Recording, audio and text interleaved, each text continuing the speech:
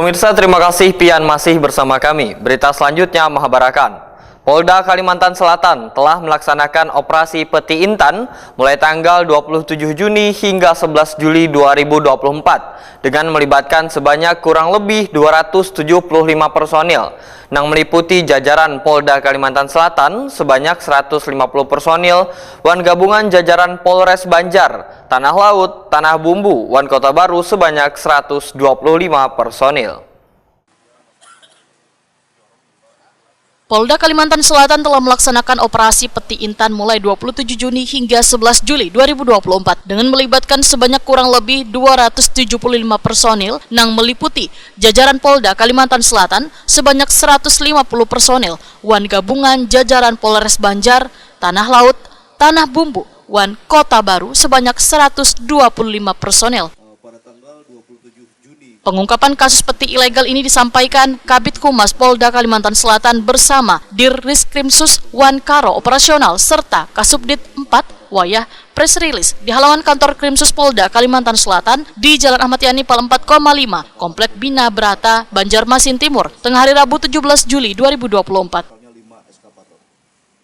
Hasil dari operasi peti berhasil mengamankan dan mengungkap kegiatan pertambangan tanpa izin sebanyak 14 kasus yang terjadi di wilayah Kabupaten Banjar, Tanah Laut, Tanah Bumbu, Wan Kota Baru. Dengan jumlah ungkapan Polda Kalimantan Selatan sebanyak 4 kasus, Polres Banjar sebanyak 1 kasus, Polres Tanah Laut sebanyak 2 kasus, Wan Polres Kota Baru sebanyak 4 kasus. Polda Kalimantan Selatan beserta jajaran telah menyita pula sejumlah barang bukti, di antaranya 4 unit eksavator disita Polda Kalimantan Selatan, 1 unit disita Polres Tanah Laut, mesin dumpling 7 buah, mesin sedot pasir 1 buah, pipa 10 buah, selang 9 buah, dump truck 1 unit, karpet perangkap emas sebanyak 5 buah, wan jerigen 2 buah.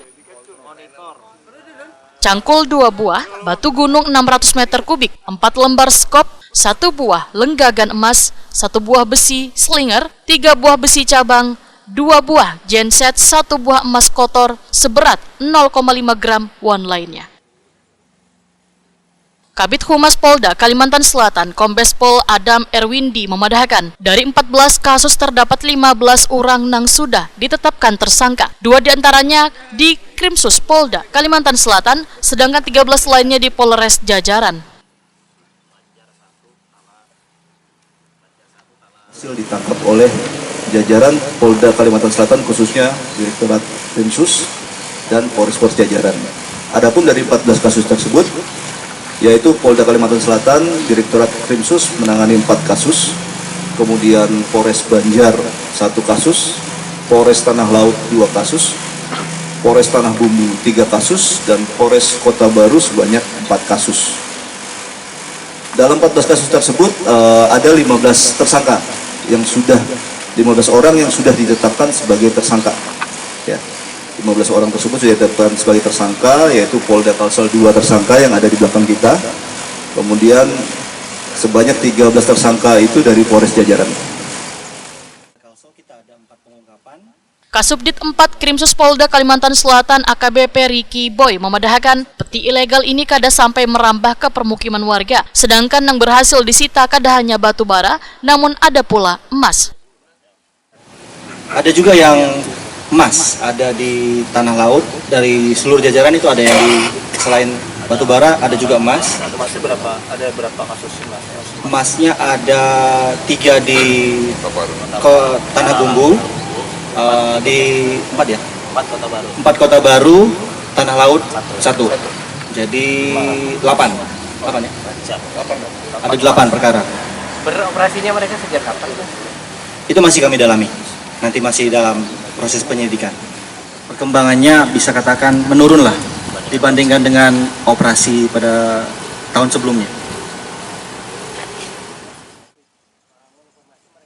Tersangka dikenakan pasal 158 Undang-Undang Republik Indonesia Nomor 3 Tahun 2020 tentang perubahan atas Undang-Undang Nomor 4 Tahun 2009 tentang pertambangan mineral wan batu bara yang berbunyi setiap orang yang melakukan penambangan tanpa izin dipidana dengan pidana penjara paling lawas 5 tahun wan denda paling banyak 100 miliar rupiah. Selanjutnya penyidik akan melakukan koordinasi dengan pihak kejaksaan untuk melimpahkan berkas penanganan perkara ke jaksa penuntut umum.